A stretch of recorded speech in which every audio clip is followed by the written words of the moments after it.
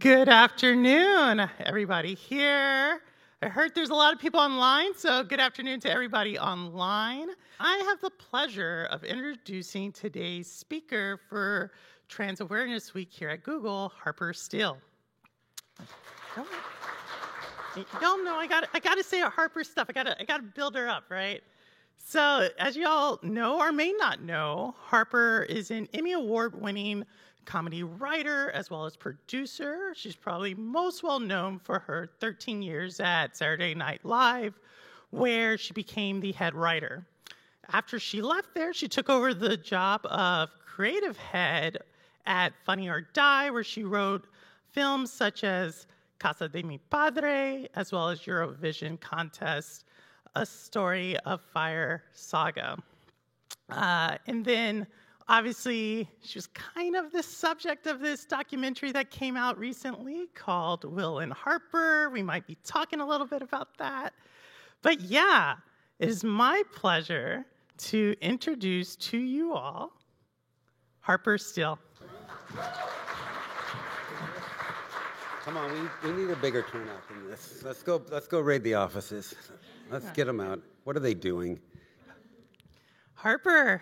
Hi. How are you? I'm amazing. Oh my goodness. So, we have some questions about the documentary. We have questions from the audience as well here. If y'all have a question, let me know. And then just go talk about like friendships and stuff like that. But before we get into it, You bet. you have an affinity for a certain type of clothing. Thrift stores, yes. Thrift stores. This dress, I like to say, this dress was made for me. This by someone else, for someone else. Then I found it, and it's my dress now. And it was made for me. So I think about that when I go to thrift stores all the time. I do think that this dress was handmade, which is something that I always look for. And so I'm very proud of that. I'm very proud of that as my style.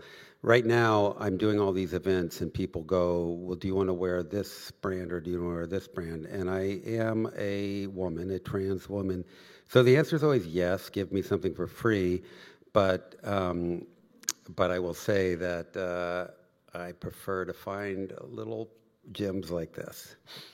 Well, there you go. I think that's like all thrift store aficionados. It's like that little gem that they find. So thank you for that. But we're here. You were in a documentary. I was. And so, and it's with, I forget, like Will Ferrell, yes. yes. Will, that guy. Yeah. You're a documentary with Will Ferrell. Yes. And in the documentary, it is told to the audience that it was Will's idea. Yes. So can you walk us through what that was like when he asked you about, like, hey, I have this idea of this documentary, knowing that a lot of times, a lot of trans people just want to go about their day, not be in the spotlight. So can you talk to us about your thought process to actually be part of the documentary? I especially did not want to be in the spotlight. It's my nature to not be on camera. When Josh, the director, was looking for archival footage back in the days of SNL, he jokes, but I think it's true, he found 2 pictures. And I was there for 13 years. So I avoided cameras. I didn't like it. I'm not sure why or what that was for. If I was a pop psychologist, maybe I was, just in hiding always. But so when Will asked me, we were sitting in his backyard, and he hadn't seen me for a long time. It was through COVID, and we were sitting respectfully 6 feet apart, and he said, I have this idea. I don't want it to sound too virtue signally, or I don't want to be opportunistic, but would you want to go back and do a road trip like you like to do, because I do, and would you like to film it? And I was shocked, and I said no. And I left it there, and then I went back to New York and sat in my house for another 3 months watching. It sounds very altruistic, but I'm not sure that was the entire motive. But I was watching a lot of anti-trans bills being put before a lot of state houses across the country, 531 as I'm speaking now. So I said, wait, he was very worried about virtue signaling or being opportunistic. I saw this amazing opportunity to take Ricky Bobby and Ron Burgundy out across the country with a trans person, and I didn't think that I didn't think there was any other person who sort of connected in that way. And I still, to this day, I can't think of who that was. Maybe 30 years ago it was Bill Murray or something, but I don't, that bros like, that everyone likes. And I've been out there with him many times before I transitioned, and everyone likes Will. And so it was, I just thought that was a good idea. The other sort of more fun and silly reason for doing it is that Will and I think our whole career, more than some other people who've worked with Will, we do like to make projects that people go, why? Why did you do that? And I think that's just been our sense of humor that we share. I know why he makes some of his bad movies. Because he gets paid a lot of money, but yeah, for me, it was just like, oh yeah, this sounds kind of weird. Let's do this. No, that's so. The film. So I think everybody here's seen it. So this is not going to come as like a spoiler, but it's a road trip across America, right? I think we've said that. Yes. And a road trip is I don't think there's ever a road trip that goes like it's supposed to go. You know what I mean? Yeah. So how is that, like, going on a road trip, how did that shape the narrative for the documentary? Yeah, there's no shape. In fact, when Will and I got to the other side, we got to the beach here, right up the road here, we looked at Josh and said, well, good luck, there's nothing there. So, and it's true, there was 250 hours of footage, and we're not doc makers, so we didn't know what was there. You don't know what you're going to encounter on the road, which is great, but that's why I always like a road trip, is because the surprise or the joy that you might find out there, and sometimes the danger, and certainly as a trans woman, the danger is much more real. But yeah, I just think it opens up possibilities for all kinds of things, and Josh made sure that to have a very tight, small crew that allowed him to be very facile and run around with us if we had some crazy idea. Oh, well, it was definitely 250 hours? 250 hours of footage. Josh claims that there was a 5.5-hour version that he thought was really good. I'm glad he spared us all that. But yeah, Will and I finally saw it at about 2 hours, a little over 2 hours, and I suggested some cuts based purely on vanity. I don't want to see me at this angle. And Will had actually a little ad that he wanted to do. Josh had forgotten that he yelled at these dogs in a balloon, from the balloon, and Will was like, I thought that was pretty funny. And none of us were that. It wasn't our movie, really, in that sense. It is the filmmaker's movie. And I just thought he did a masterful job. We were talking about it earlier, the Kristen Wiig song at the end. Will and I, we got on the beach and thought, well, she's not going to do it. And then I would call Josh or just have conversations with him throughout the summer and say, did Kristen end up doing the song? And she'd go, I don't know. It doesn't seem like she's doing it. And then he surprised us with the song, which was very sweet. No, I love the song. Actually, I think we all cried when we heard the Kristen Wiig song. I hope so. Pretty sure. So, you're in this car, Will Ferrell, you're traveling across America. How would you say, did your relationship with Will change? Obviously, you all chronicle like the evolution of the relationship in the film. But as you did this road trip, did that change the relationship? Did it evolve at all? Oh, 100%, yeah. 16 days. It evolved the way that relationships with people who are going through change should evolve. It's not just a film about sort of my trans experience.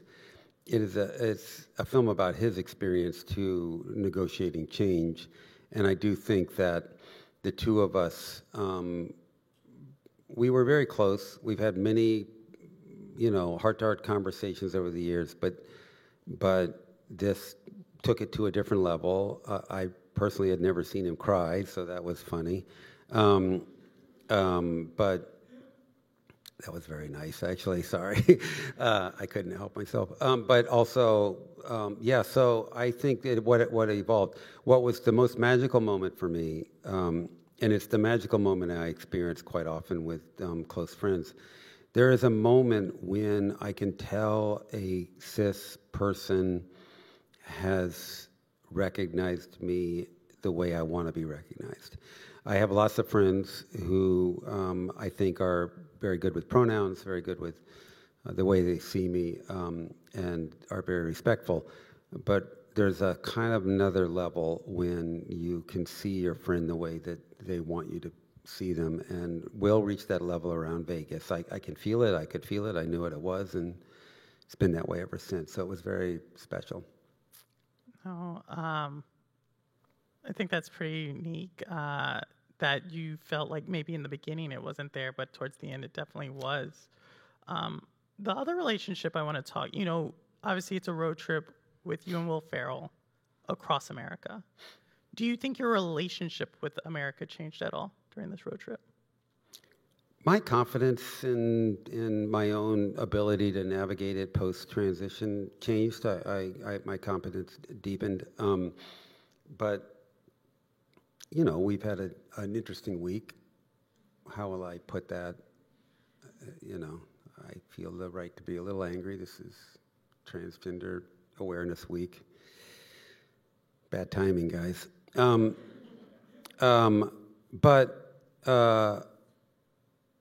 Yeah, I'm from Iowa. I've been traveling across the country for 40 years. I have talked to every kind of person, safe and dangerous and good and bad and whatever. And I don't think people care as much about trans people as our politicians and our press think they do. Maybe all those political ads against transgender kids in sports or healthcare, maybe all those ads were effective. I don't think so. I still don't think so. I think that in general, Americans are either I don't give a F what you do, or I want to meet you on a human level, and let's be kind to each other. And I genuinely believe that, although I'm saddened and angered by what's happened this last week. Oh, thank you. Also, as you say that, though, as you're going across the country, I think a lot of our anxieties went up in certain instances where you and Will found yourself, right off the bat. We think of the Texas Steakhouse, right? Were there any highs and lows in the doc, or highs and lows in your trip that did not make the documentary that you want to talk about? I had an interesting high point for me. We went to my high school, and there was a sort of express yourself kind of group. I don't want to say it was a queer group, but it was a group that met after school, not on school time. Bad people. And we talked to these kids, and this was my high school. This group would have never existed in 78, 77. Walking through my halls, I hadn't been in my high school. It was super powerful. It was really a great experience. If you visibly show support for transgender youth in a high school, you're going to get bomb threats. That's what's going to happen. And Josh had already decided to cut it. He thought it was boring. I'm just so happy he cut it. I didn't want that for my school. I didn't want that for those kids. It's an unfortunate reality, but it is a reality. That school people would have called up bomb threats for years to come. So we've left it alone, and I've now just broadcasted on Google to 200 million people, but we'll see how that works out. But that was a very special moment for me. There were more, but mainly it's just Will and I talking and making each other laugh in a car, so there's a lot of useless crap in there. So So thinking a little bit more about just using humor, right? And I think we can kind of see some of your humor now coming through. How would you say your humor has really influenced, like how you went about this road trip, knowing that traditionally humor is used in a way that's somewhat negative when it comes to trans people? So how do you think about that with yourself in humor? Well, there's a few things here. One is, I always like to point out, crossing the country as a trans woman is a lot different than crossing the country as a trans woman with Will Ferrell. That's just a different experience. Again, he is beloved, and crossing it with a camera crew is a different experience. It's not as safe, and my privilege and sort of my ability to kind of do that way is not an average person's experience going across. Humor, though, is, as my director likes to say, it's the shortest distance between people. It's a great way to sort of allow people in and get conversations started. It's what I've used my whole life, so it wasn't anything, planned. It was just what's natural for Will and I. What advice would you have for others who are what advice would you have for others who are navigating their own journey of, self-discovery, potentially a transition, just self-actualization? I mean, I can only speak to my own experience here because everyone is in a different environment too, safe, unsafe, whatever the background is.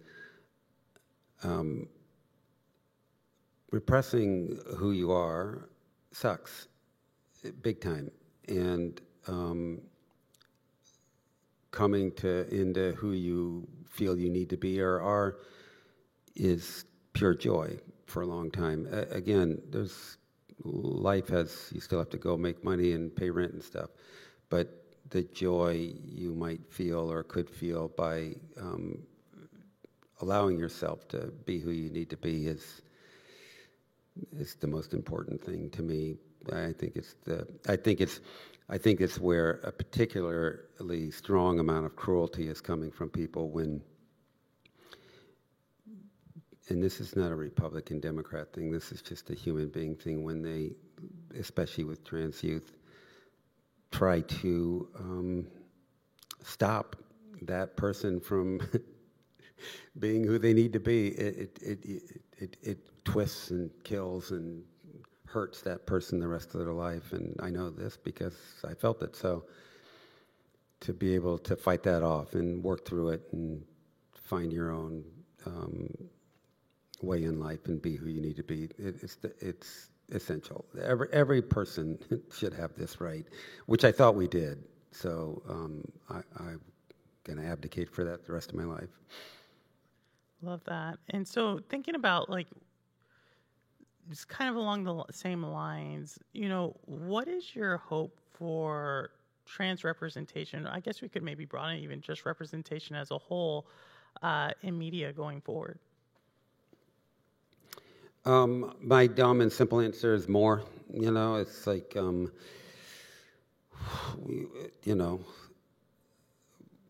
it took Will Ferrell maybe for some people to meet their first trans person, and that's sad, really. I mean, glad they're watching it, and Will's a good guy. I'm just saying it's like, if I'd done this movie with another trans person, it would have been an indie film at Sundance, got bought by no outlet, nobody would have seen it. So I think we need to see more trans people represented in bigger, brighter, funner projects.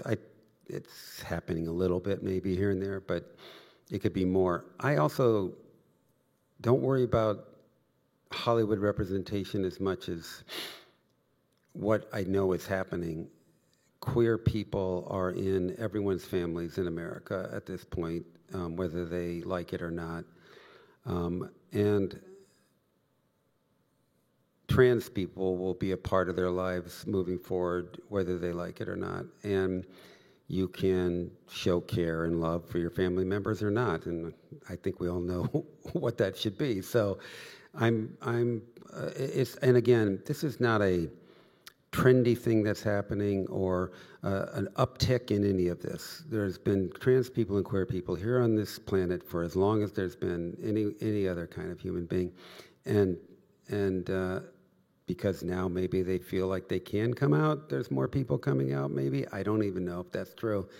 But you're going to have, if you're out there and you're angry at trans people, you're going to have someone you know that's trans at some point, unless you're very old.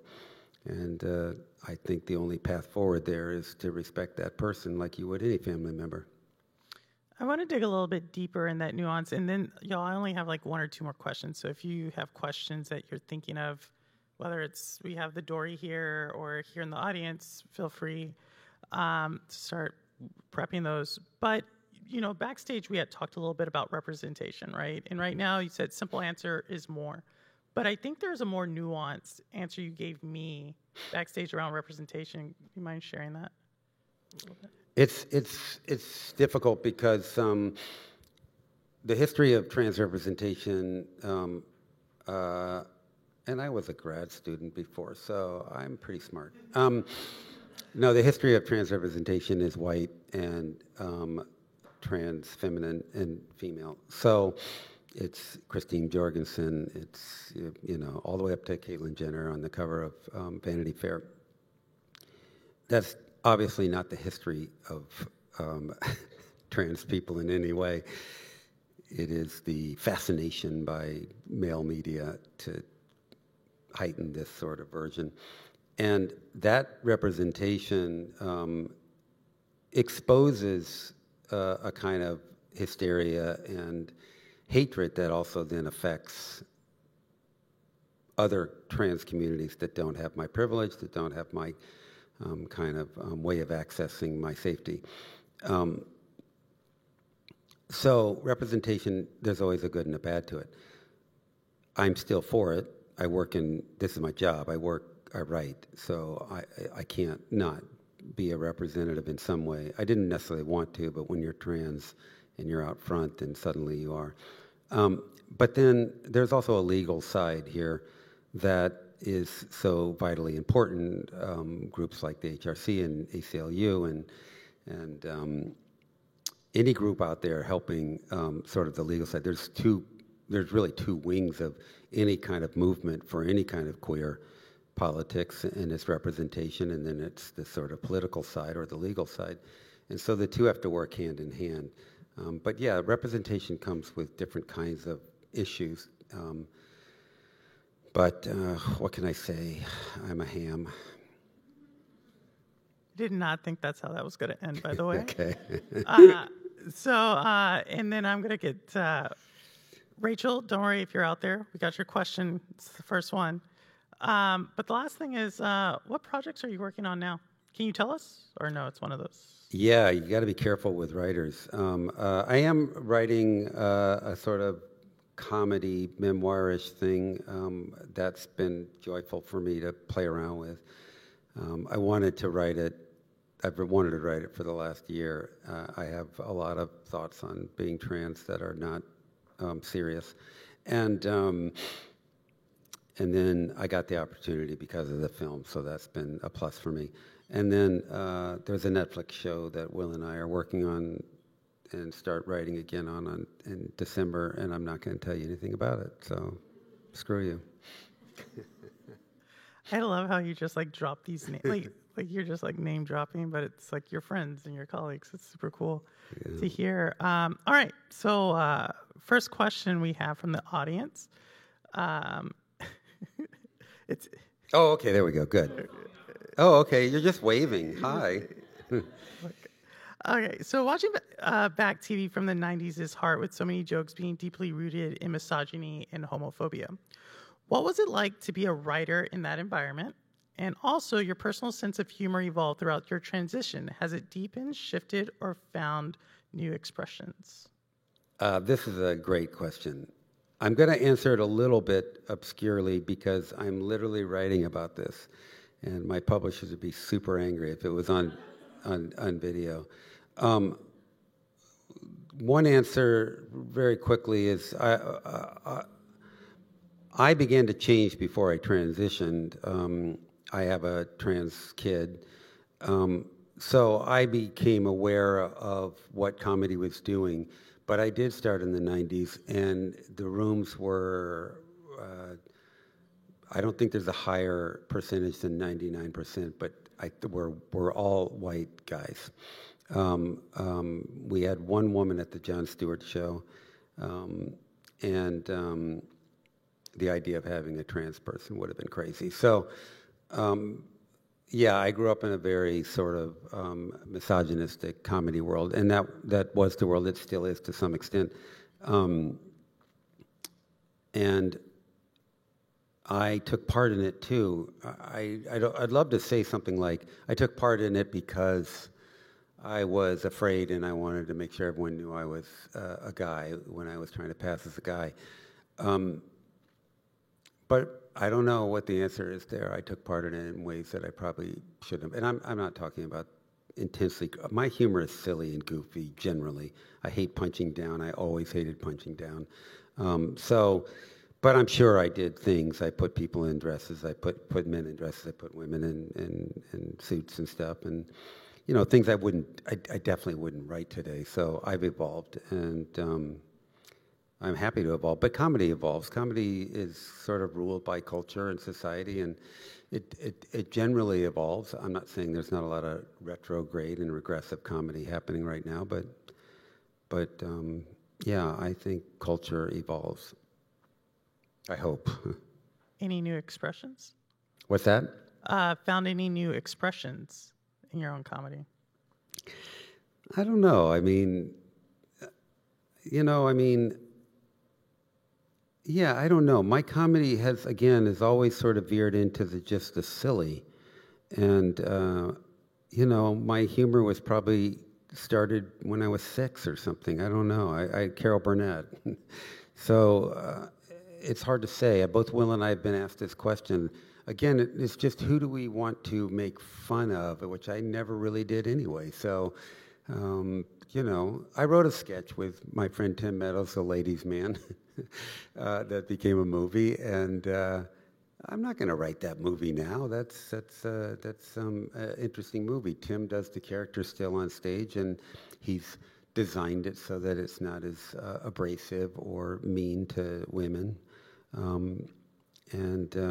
But yeah, I think you just grow. Now, you mentioned earlier, obviously, kind of bad timing, what's happened over the last week, especially for the queer community as many other communities. And we find that specifically when you think about the LGBTQ plus community, lots of feelings of shock and unsafe, right?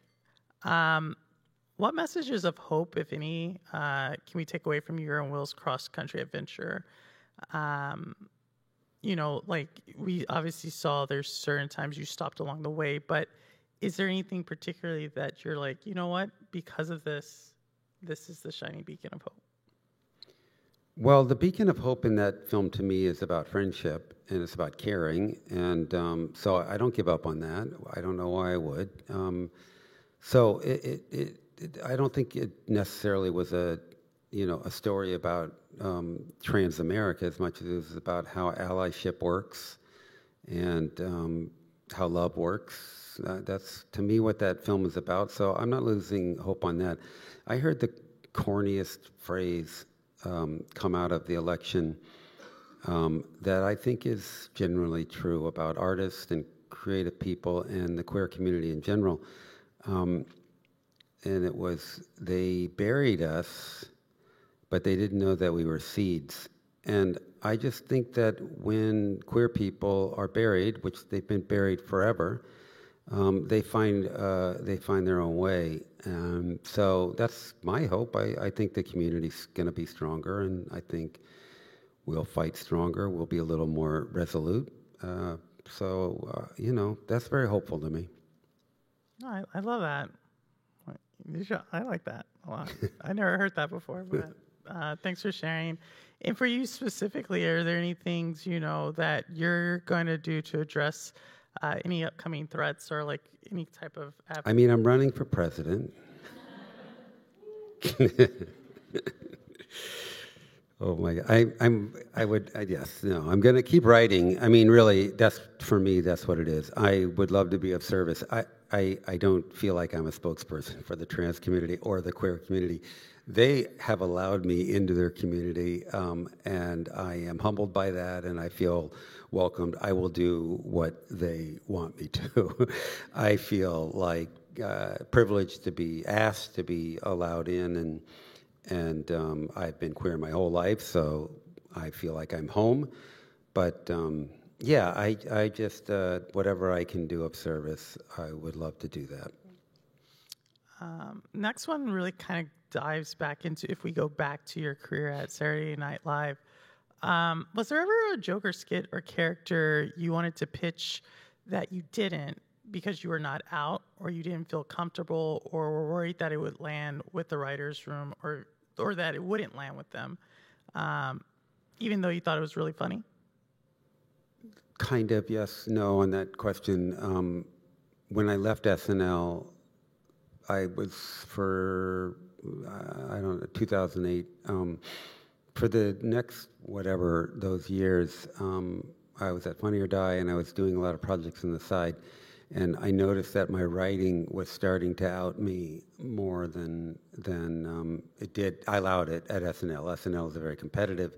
Again, Tina Fey had been the head writer at SNL for a lot of the time there, so there was a very strong female presence at SNL by the time I left. Some would say not strong enough, but I thought it was great. But the environment to me was I was around a lot of broy people, and so I was very afraid to express myself. Once I left SNL, I wrote lots of things in my scripts and in comedy that revealed things about myself, and hesitatingly would give them over to other people and say, yeah, this is the script I wrote, what do you think?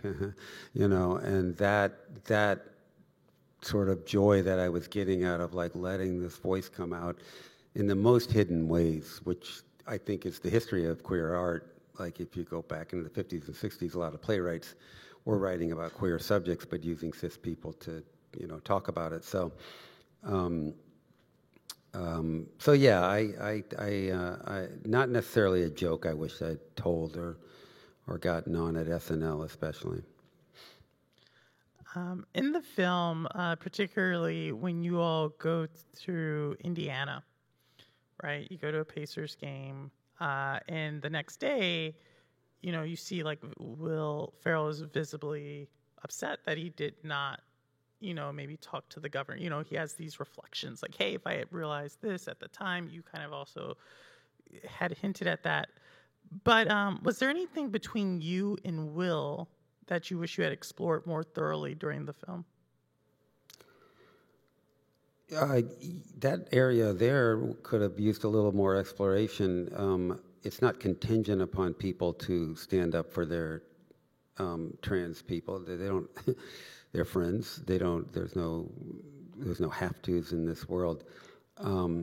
Will has become a wonderful jerk in that regard now. He's like a top advocate. He will correct anyone. So I think we were watching a bit of a process there, and I think that that's very important in this film, is that you've got someone bumbling along with good intentions who fails, but then sees the failure and succeeds later. I mean, that's just humanity understanding what's necessary for each other. And my ability to let that failure happen. I'm not a strident human being, and also if there's good intentions, I'm going to be kind towards that person. So I don't know if it was a failure to explore something as much as I'm glad that we explored it in that way, kind of as a mess, because that's what it is. Thank you. And just for anybody in the audience who's here, so we still have all the questions here from the Dory, but if there's anybody in the audience, there's the mic to the side, and I'll be more than welcome. Don't be afraid. I'm very nice. With that, this is coming from Rachel again. My favorite scene was in this. I always want to say salon, but saloon. Saloon, okay. Saloon in Oklahoma. Saloon. Don't say salon. That's was not a 1920s artistic salon that we walked into with F. Biden and Trump posters. I always wanted. So it seemed unsafe, but you generally connected with people. The kid with the bisexual friend, the Native American man singing, men singing. How did that experience feel? And have your dive bar interactions? How have your dive bar interactions, like those at the saloon, shaped your view of America? Well, yeah, that's a difficult question right this second, because again, we were there with I was there first. I was there with the camera crew. Then Will came in, and they did not know Will was there, but the camera crew was there. So there may have been a little less hatred in the air. I'm not sure how to read that whole experience. And then of course Will comes in, and everyone's our friend, and that was typical of the road. So it's a little bit unreal. That said, I've been in a million of those bars. I know what I feel. I know what was there. When I walked in, I was quite nervous. I was quite afraid. There's a lot of anxiety. There's a lot of footage of film of me not interacting with people, not knowing how to advance. Josh could have left footage of there, just me sort of standing there kind of looking lost. But I don't know. I just have faith, again, despite what we've just seen. I have faith that people, their resting place is generally kindness. The Native American people, it's interesting, I just have to say it because I think one of the people singing this song, the way he says Native American, and this may not be true, but he says Native American, and a little bit ironically, and it did make me sort of think, it's like, well, they were native. Maybe they were. Why are we calling them Americans? Maybe they don't want to be called Americans. I don't know. So now I'm kind of a little. I don't know what the word is, but these people, these wonderful people, and I'm forgetting the tribe, sang this beautiful song to us. And are you kidding me? It was touching beyond belief. I mean, it was. I mean, I think Josh maybe pulled away, but I definitely cried. Definitely. And indigenous peoples, if you want. Indigenous people, I don't know. I mean, they were here long before us. It's their country. So I don't know. Hey, Harper. My name's Victoria. I had a question. So now you've put this out into the world, and probably a lot of people from your past weren't aware of a lot of the things that you said. So did anyone come out of the woodwork, like old acquaintances or friends or colleagues or whatever?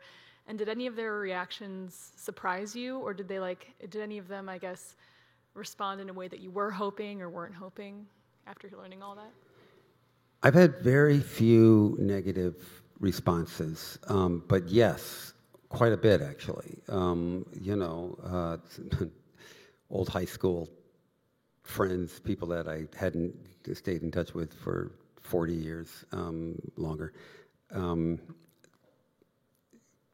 People that I would have thought I would have been more afraid of have reached out.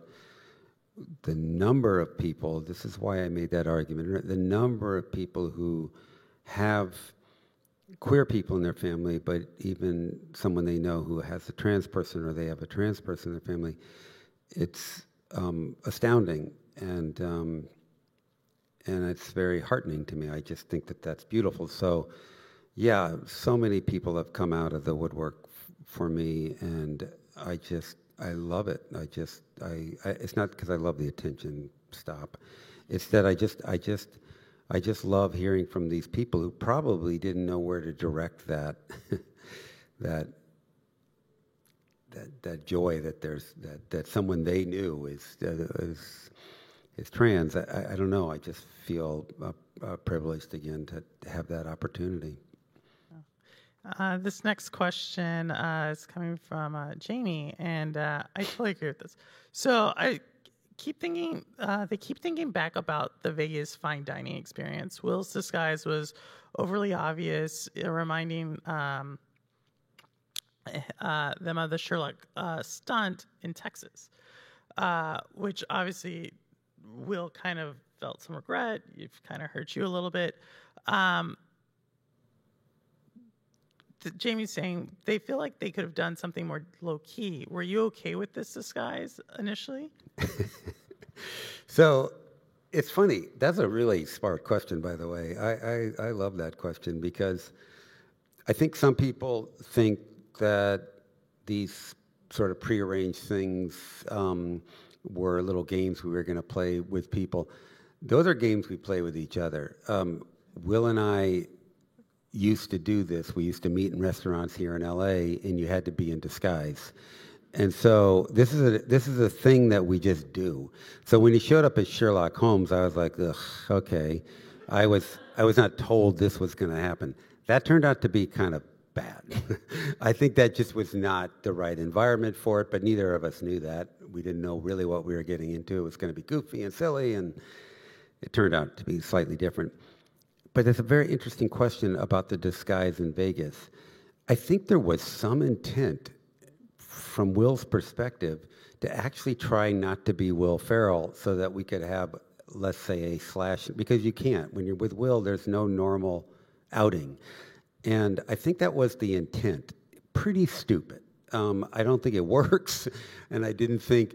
However, the joy of seeing Will dressed as this ridiculous character was also just fun. It's like, oh yeah, this is what we do. I'm only sad that I didn't pick out a more ridiculous outfit, quite honestly. But no, I was trying to look my best. I didn't love the dress. Let's just be honest. But yeah, it's a great little area to explore. I think it's probably a college term paper, or at the very, maybe even more. Maybe it's a dissertation, and I don't have the time. But I really do feel like that's an interesting area around what we were trying to accomplish with that second disguise, because he's dressing up, I'm not. Are people thinking I'm dressing up? This is where I'm getting into a lot of gender therapy here, gender theory, and I don't want to, but I do think that's a fascinating little thing to explore. Oh, thank you. Hi, you mentioned that you also have a trans kid briefly, and I'm curious how each of your transitions have sort of affected your relationship together. I have great relationships with all my kids, but without a doubt, watching my middle child transition was something that I felt an inner kind of pride in, and I felt it didn't necessarily help me transition in some ways, because suddenly I had to sort of think about protecting this kid and supporting this kid, and I think I sort of aimed a lot of my purpose at that, along with my other children, obviously, and just working and making money for everyone and myself. But having a trans kid, knowing that we both have this feeling that cis people will never understand. Please take that to heart. There's a difference between interrogating and questioning in some ways. I'm guaranteeing you, if you are not trans, you won't know what it feels like. But I have a child who does know what it feels like, and I think that's super cool. Super cool. And as you can see, there's over 300 people on the live stream, so. All right, good. Yeah, thanks, everyone. 400. Let's get that numbers up. Come on. You notice I'm not on social media, though, so let's don't get them up too much. Did you film experiences in other communities that weren't shown in the film? And were these more, or were they more positive than negative? So. We actually went to a wonderful Navajo and I'm going to say this word, Hogan. It's a hut that is used for celebrations, and we spent the night in this Hogan, and just Will and I. The camera crew left, and we were there by ourselves. The woman who sort of allows you to experience this night came with her grandmother, and I was nervous because it's a male space, and so I said, and in fact, she pointed to where the females stay when the men are in these Hogans, and I was like, that makes sense. That's pretty shitty over there. I'm not staying there. But then she went on about her culture and Two-Spirit, which I knew about, but it was very, it was a very open experience to be with these people. And I don't think they knew that we were showing up and that I was trans. I don't think there was any, but the old woman that was with her mother, talked about different people in their tradition and people they knew who were Two-Spirit. So it was a very welcoming experience. But the filmmakers weren't there for a lot of that, so it probably just didn't make the movie for that reason. No, thank you. All right, so we got a couple more questions. I'm going to try to do some, trying to rapid fire here. And we kind of already hit this. Were there any standout questions or topics that either of you have brought up to one another following the film? And this is kind of following on towards the end of the film, how you mentioned, like, hey, there's something, and y'all are like, that's it. Yeah, I mean, it's been an ongoing conversation because Will and I get together often, and so I don't know if there's any outstanding question that it's like, what is the thing that we missed? Because again, the movie, I think, hopefully demonstrates a kind of grace in the sloppiness of relationships, in the mess of it. You can't get them perfect. You can only try, and I think that's what's there in the documentary. So, yeah, I don't know what more we've explored since that is more important or less important. I'm sure as soon as I leave this stage here, I'll go, oh, yeah, that was a big question I wish we talked about. But no, I think it's been, yeah. Okay, and I think you hit this, but I just want to reiterate a little bit more on that nail on the head here. What advice would you have for parents of non-binary kids to make a safe space for them? I get so passionate about this stuff.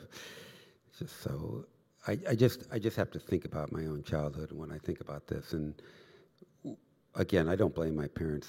In the 70s, there just wasn't language for this. No one would have known what to do. But to talk to your child about what they feel and respect feelings. It's kind of simple, really. We overlay parenting theories and ideas on them, either from very restrictive environments or even from our sort of liberal intellectual environments. And we're not listening to feelings, and feelings are wildly important. And when children say things, I do believe this.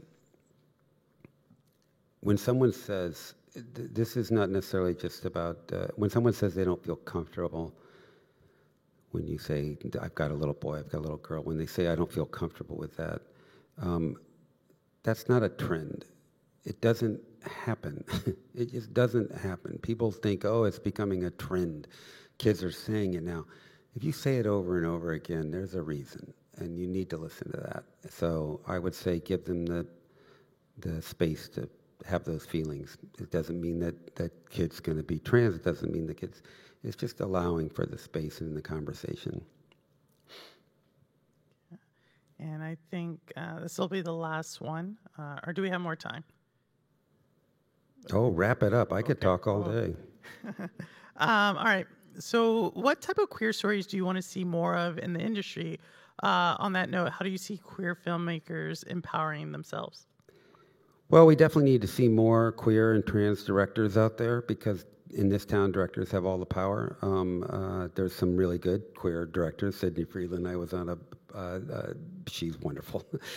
a really good trans director. So we need more of them. I think there's been a history of telling the trans story in terms of suffering or, sort of the person who gets killed, and I think as soon as people realize that trans people are better than other people, we will be able to represent ourselves in film that way. And, right now I don't think Marvel's going to allow us to be a superhero, but we are. So, that's how we should be represented. I love it. Well, thank you so much, Harper, for this conversation. Thank you all for the Thank questions. you for showing up. Everyone here, thank you. Thank you.